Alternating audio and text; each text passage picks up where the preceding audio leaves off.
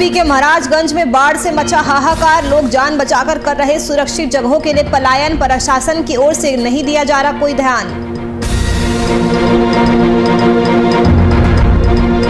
कानपुर देहात के राजपुर में दबंगों का बोलबाला कर रहे खुलेआम दुकानों में लूट। पुलिस नहीं कर रही कोई कार्रवाई।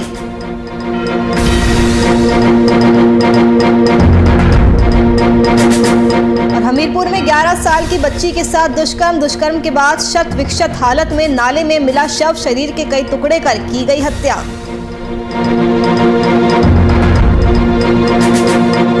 कानपुर में दहेज के लोभियों ने 3 मंजिला इमारत से महिला को फेंका। महिला की हुई मौत। पुलिस कर रही मामले की जांच।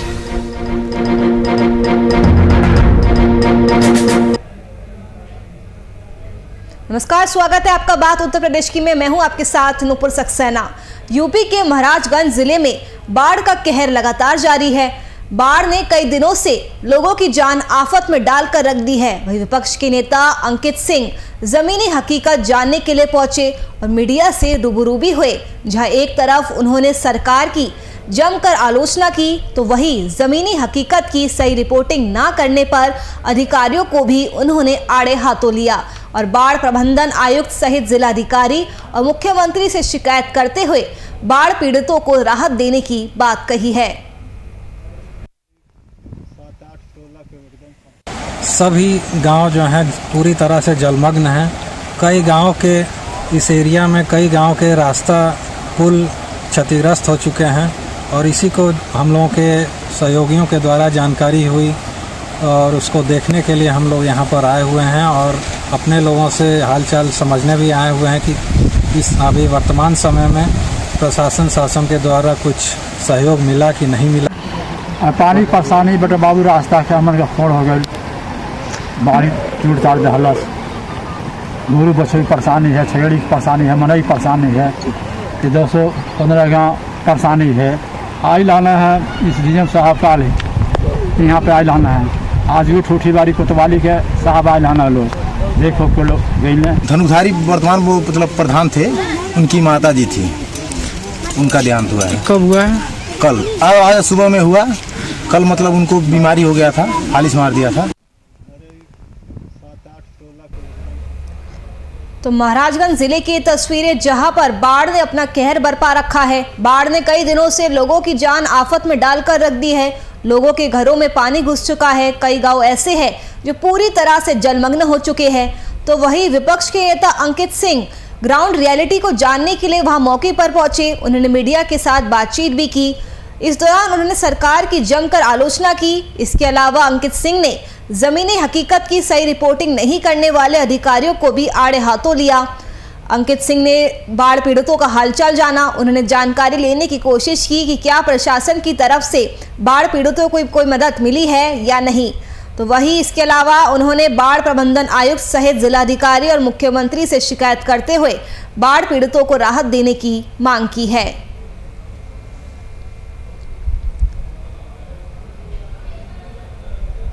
तो लगातार हो रही बारिश की वजह से बाढ़ का कहर बढ़ता जा रहा है। बाढ़ ने कई दिनों से लोगों की जान मुसीबत में डाल दी है। तो इसी बीच विपक्ष के नेता अंकित सिंह ग्राउंड रियलिटी जानने के लिए महाराजगंज पहुंचे। वो मीडिया से रूबरू भी हुए। उन्होंने एक तरफ सरकार की जमकर आलोचना की, तो वहीं ज़मीनी हकीकत की सही रिपोर्टिंग नहीं करने पर अधिकारियों पर भी जमकर उन्होंने निशाना साधा। भारतीय मोबाइल नंबर्स के पाकिस्तानी दहशतगर्दों के व्हाट्सएप ग्रुप्स में जुड़े होने के खुलासे के बाद मामले की जांच के लिए डीसीपी साउथ रवीना त्यागी को शिकायती पत्र सौंपा गया है। सूफी इस्लामिक बोर्ड के राष्ट्रीय प्रवक्ता सूफी हसन कौसर मजीदी ने डीसीपी साउथ को प्रार्थना पत्र सौंपा है। मजीदी ने आशंका जताई है कि कानपुर से भी कुछ नंबर इन ग्रुप में जुड़े हो सकते हैं।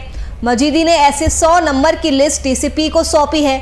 इससे पहले प्रधानमंत्री, गृह मंत्रालय, मुख्यमंत्री और डीजीपी ऑफिस में भी इस संबंध में शिकायत की जा चुकी है।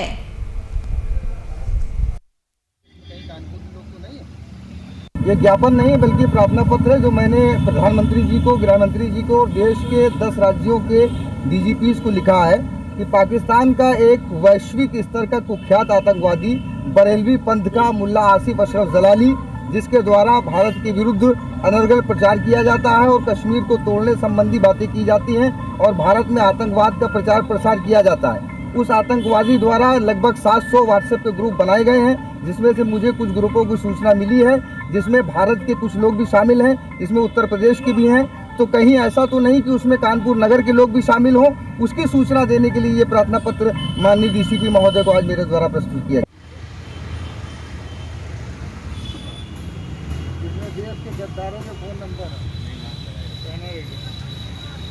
याद कराइए।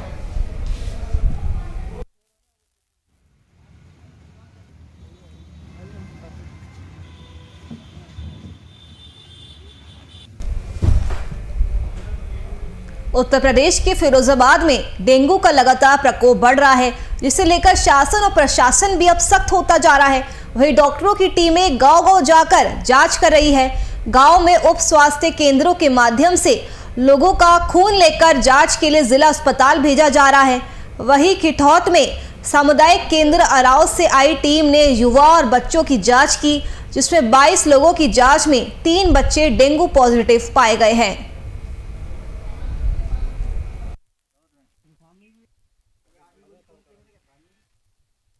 हम आज यहाँ पर ग्राम कीठौत में आए हुए हैं, ब्लॉक अराव में। यहाँ पर हमको शिकायत मिली हुई थी, गांव में बुखार का प्रकोप है, बुखार पूरी तरह फैला हुआ है, तो उसी के लिए हम आए हुए थे। तो आज यहाँ हमने टेस्ट भी किए, जिसमें मलेरिया तो नहीं निकला है, लेकिन करीब 3 लोग डेंगू पॉजिटिव आए हैं अभी। तो उनका हमने अभी रैपिड टेस्ट किया था, तो उनका सैंपल लेके कन्फर्मेशन के लिए फिरोजाबाद लैब भेजा जा रहा है। तो किट की कोई ज़्यादा वो नहीं होती है, जो वहाँ से जो रिपोर्ट आएगी वो फाइनल रिपोर्ट।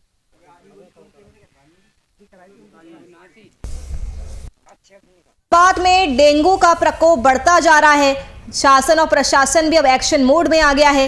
और ताजा अपडेट आपको ये भी दे रही है कि यूपी के सीएम योगी आदित्यनाथ ने फिरोजाबाद के सीएमओ का तबादला कर दिया है, उन्हें अलीगढ़ भी भेज दिया गया है। वहीं गांव में स्वास्थ्य केंद्रों के माध्यम से लोगों का ब्लड लेकर जांच के लिए लगातार जिला अस्पताल भेजा जा रहा है। वहीं खिठौत की अगर बात करें तो सामुदायिक केंद्र अराव से आई टीम ने युवा और बच्चों की जांच की थी, जिसमें 22 लोगों की जांच में 3 बच्चे डेंगू पॉजिटिव पाए गए हैं। वहीं कुछ दिन पहले सीएम योगी ने फिरोजाबाद जिले का दौरा किया था और जिस तरह से डेंगू का लगातार प्रकोप बढ़ता जा रहा है और उसकी वजह से सरकार की कहीं ना कहीं चिंता बढ़ गई है।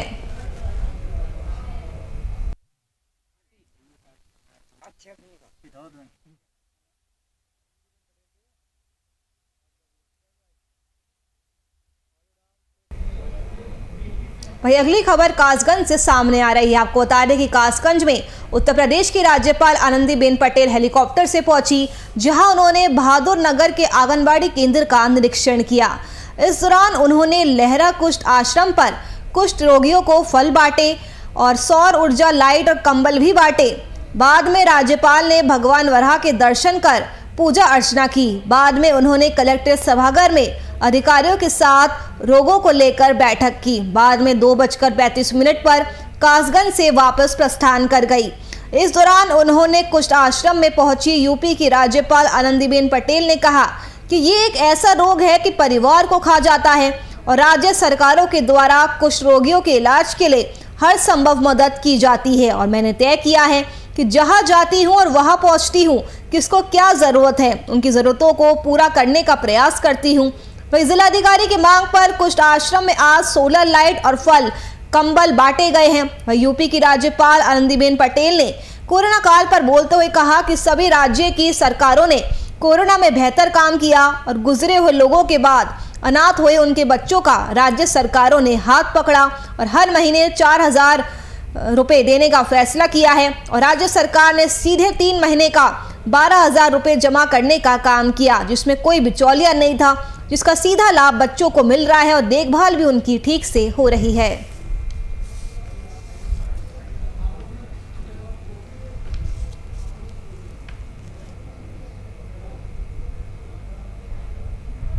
आइए आपको सुनाते हैं कि इस मौके पर यूपी के राज्यपाल आनंदीबेन पटेल ने क्या कुछ कहा है, सुनिए। ये समस्या में सहभागी बनते हैं समाज, और ये समाज जब इसमें सहभागी बनता है तो जो सुविधा ऐसे परिवारों को चाहिए वो मिल जाती है। तो सरकार पर जो दबाव होता है वो दबाव कम हो जाता है। देखिए, कोरोना काल में शायद सभी राज्य सरकारों ने एक काम किया। कोरोना में अपने माँ बाप या तो दोनों में से एक कोरोना ग्रस्त हुए और चले गए तो बच्चा अनाथ हो गया, बेटियां अनाथ हो गई, छोटे छोटे बच्चे।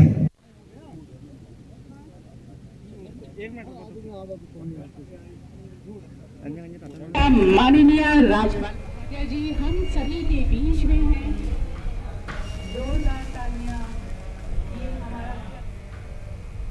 वही अगली खबर अमरोहा से सामने आ रही है। आपको बता दें कि प्रसपा के राष्ट्रीय अध्यक्ष शिवपाल यादव आज अमरोहा पहुंचे, जहां कार्यकर्ताओं ने उनका जोरदार स्वागत किया। वही कार्यकर्ताओं का जोश देखकर शिवपाल यादव ने भी कार्यकर्ताओं से मुलाकात की और 2022 का चुनाव समान विचारधारा वाली पार्टियां सेक्युलर पार्टियों के साथ मिलकर बीजेपी के खिलाफ चुनाव लड़ने का ऐलान भी किया।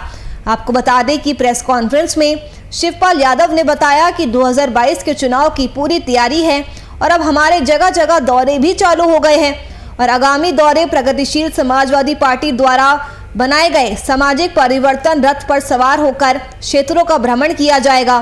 साथ ही उन्होंने कार्यकर्ताओं से पूरी तरीके से 2022 का चुनाव लड़ने के लिए तैयार रहने के लिए आह्वान किया।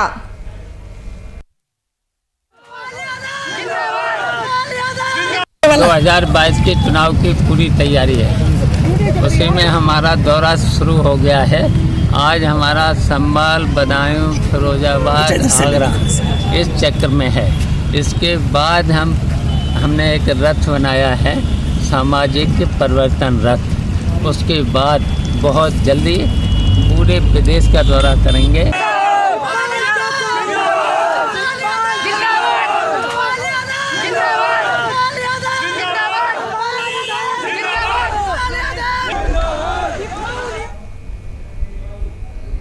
कानपुर देहात के राजपुर थाना क्षेत्र में एक बार फिर से दबंगों का कहर देखने को मिला है।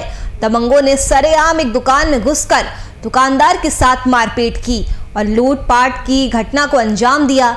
वही घटना के बाद दबंग फरार हो गए। इसकी सूचना जब पीड़ित ने पुलिस स्टेशन में दी तो किसी भी तरह की कोई भी कार्रवाई नहीं हुई। जब घटना का वीडियो सोशल मीडिया पर वायरल हुआ तो पुलिस एक्शन मोड में आई और पुलिस ने लूट की घटना के बजाय हल्की धाराओं में मुकदमा दर्ज करके अपना पल्ला झाड़ने का काम किया। उधर पीड़ित लगातार जनपद के वरिष्ठ अधिकारियों से न्याय की गुहार के लिए दर दर भटक रहा है।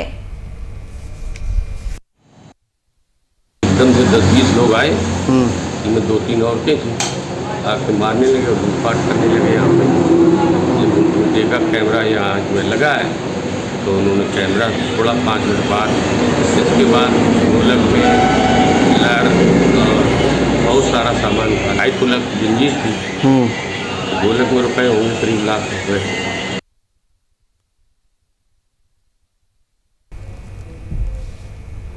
वहीं यूपी के हमीरपुर जिले से एक दिल दहला देने वाली घटना सामने आई है। आपको बता दें कि नाबालिग के साथ दुष्कर्म की घटना को अंजाम दिया गया है। 11 वर्षीय बच्ची का शव नाले में शत विक्षत अवस्था में मिला है, जिसके शरीर के कई टुकड़े कर हत्या की गई थी। बच्चा 3 दिन पहले लापता हो गया था। परिजनों का आरोप है कि पुलिस को सूचना देने पर भी पुलिस ने कोई कार्रवाई नहीं की और उसकी बेदर्दी से हत्या कर दी गई। फिलहाल मौके पर पहुंचे पुलिस के आला अधिकारियों ने मामले की जांच शुरू कर दी है।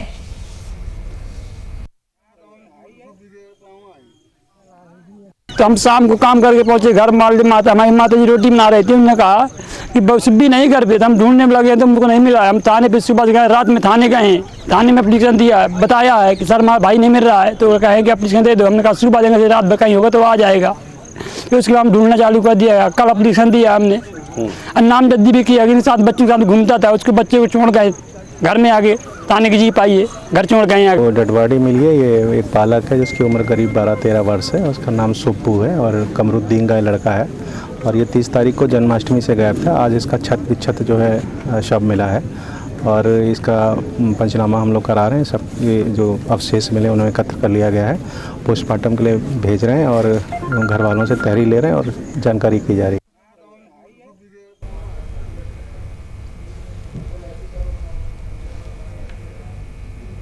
वहीं कानपुर में दहेज के लोभियों ने चंद पैसे के लालच में महिला को 3 मंजिल से फेंक दिया, जिसके आरोपी पुलिस की गिरफ्त से बाहर चल रहे थे।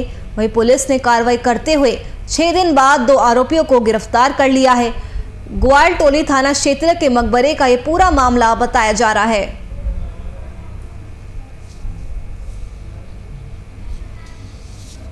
अनवर अली और अख्तर अली जो कि एक उनके पति हैं, बच्ची के जो हॉस्पिटल में एडमिट है, दूसरा देवर है। ये दोनों हाईलाइट हॉस्पिटल में दबाव बना रहे थे समझौते के लिए। तो इस प्रकरण की जानकारी लेते हुए टीम को भेज करके और उन दोनों को गिरफ्तार करवाया गया है और उन परिजनों को बताया गया कि कोई भी अगर आप पे दबाव दे या किसी भी प्रकार से आपको प्रेरित करता है तो आप तत्काल बताइएगा, पुलिस वैधानिक कार्रवाई उनके विरुद्ध जरूर करे।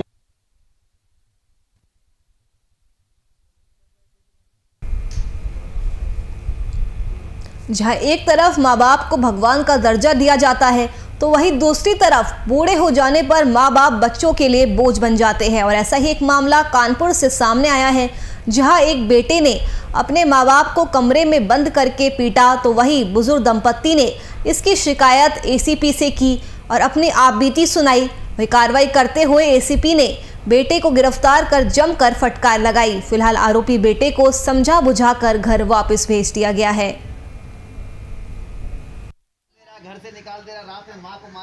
जैसा कि कमिश्नरेट पुलिस कानपुर नगर इस बात के लिए प्रतिबद्ध है कि बिल्कुल ही बुजुर्ग माता पिता के साथ अगर कोई पुत्र संपत्ति के लिए कोई मारपीटाई करता है या और कोई किसी और कृत्यों के कारण करता है तो उस पर वैधानिक कार्रवाई की जाएगी। मैं एसीपी कर्नलगंज, प्रभारी निरीक्षक कर्नलगंज पूरे फोर्स के साथ तुरंत मौके पर पहुंचा और उनका अभियोग दर्ज करवाया और माता पिता को उनका घर दिलवाया और उनके लड़के जितेंद्र को लाया गया, जिस पर वैधानिक कार्रवाई कर जेल भेजा जा रहा है। तो कलयुगी बेटे ने बूढ़े माँ बाप को घर से निकाल दिया, जिसके बाद माँ बाप ने पुलिस से इस बारे में शिकायत की तो वही एसीपी कर्नलगंज ने बेटे को बुरी तरह फटकार लगाई, उसे समझाया बुझाया और माँ बाप को अपने पास रखने की हिदायत दी। तो कानपुर का यह पूरा मामला, जहां एक कलयुगी बेटे ने अपने माँ बाप को कमरे में बंद करके पीटा, वही बुजुर्ग दंपत्ति ने इसकी शिकायत एसीपी से की और अपनी आपबीती सुनाई। वही कार्रवाई करते हुए एसीपी ने बेटे को गिरफ्तार कर जमकर फटकार लगाई और माँ बाप को अपने पास रखने की हिदायत दी।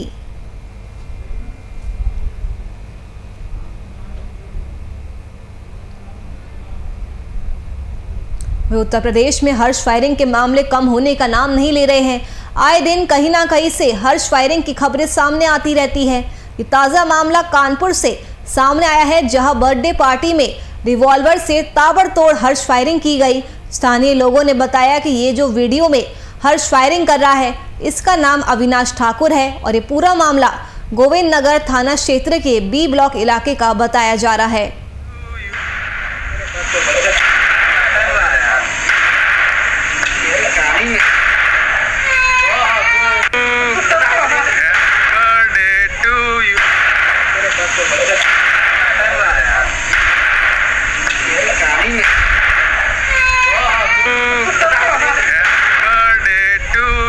तस्वीरों में आप देख सकते हैं हर्ष फायरिंग का वीडियो वायरल हुआ है। बर्थडे पार्टी में हर्ष फायरिंग की गई, सरकारी रिवॉल्वर से ये फायरिंग की गई। जैसे कि आप तस्वीरों में भी देख सकते हैं, तो लगातार हर्ष फायरिंग के मामले यूपी में सामने आते रहते हैं। ताज़ा मामला कानपुर से सामने आया है, जहां बर्थडे पार्टी में रिवॉल्वर से ताबड़तोड़ गोलियां चलाई गई। स्थानीय लोगों का ये कहना है कि जो वीडियो में हर्ष फायरिंग कर रहा है, इसका नाम अविनाश ठाकुर है। वही ये पूरा मामला गोविंद नगर थाना क्षेत्र के बी ब्लॉक इलाके का बताया जा रहा है। तो आप देख सकते हैं कि बर्थडे पार्टी में किस तरह से हर्ष फायरिंग की जा रही है। सरकारी रिवॉल्वर से हर्ष फायरिंग की गई।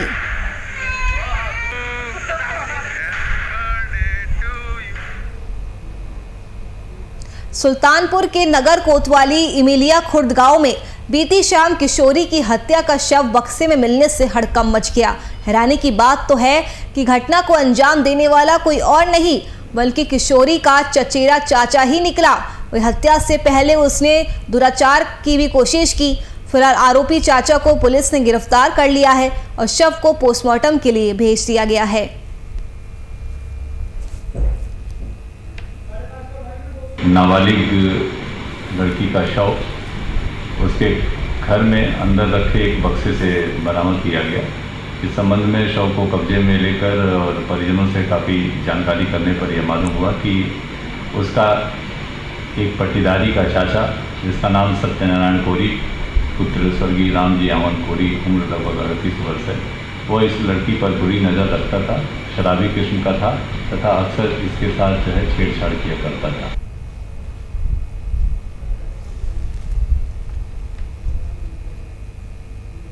वही झांसी मऊ रानीपुर क्षेत्र के ग्राम रूपा धमना में एक लाइनमैन बिजली की चपेट में आ गया। दरअसल तुलाराम लाइनमैन बिजली विभाग के देवन फीडर में संविदा के पद पर तैनात था। मऊ रानीपुर में तेज बारिश हो रही थी और अचानक इसी दौरान बिजली में खराबी आ गई। इसे सही करने के लिए वह शटडाउन लेकर खंभे पर चढ़ गया। इसी दौरान पावर हाउस पर तैनात एसएसओ राघवेंद्र सिंह की लापरवाही के कारण बुरी तरह वो करंट की चपेट में आ गया, जिसे ग्रामीण सामुदायिक स्वास्थ्य केंद्र ले गए, लेकिन डॉक्टर ने उसे प्राथमिक इलाज के बाद झांसी रेफर कर दिया। लाए थे हम राघवेंद्र सर ने लाइन लगा दी। अब खम्भा पे काम कर रहे थे, खम्भे पे टंगे, जब लोग बाग निकले हमारे प्रधान जी सब जने बाद हम गए। तो शटडाउन लिया था क्या? हाँ शटडाउन लिया था। इन लोगों ने वो भाई चंग गए थे, हमें होश नहीं है। हाँ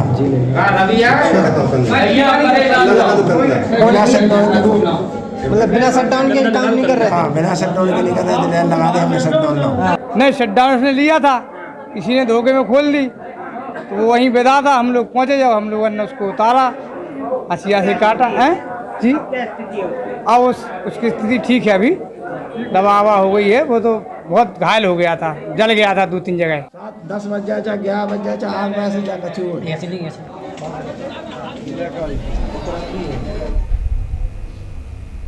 चलिए फिलहाल के लिए इस बुलेटिन में मेरे साथ बस इतना ही। देश और दुनिया की तमाम खबरों के लिए आप बने रहिए हमारे साथ। नमस्कार।